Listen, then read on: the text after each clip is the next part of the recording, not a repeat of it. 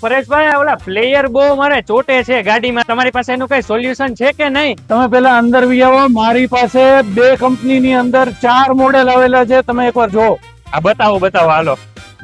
તો એમની અંદર જો હું હાઇપરસોનિક ની અંદર વાત કરું તો 1K 1.5K અને 2K QLED રહેવાના છે.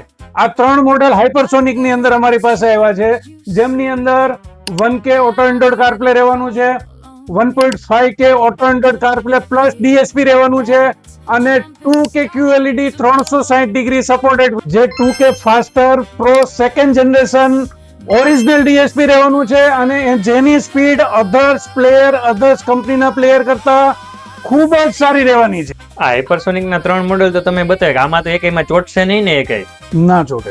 તો પછી આના સિવાય બીજી કંપનીમાં કઈ છે કે આ 3 જ છે?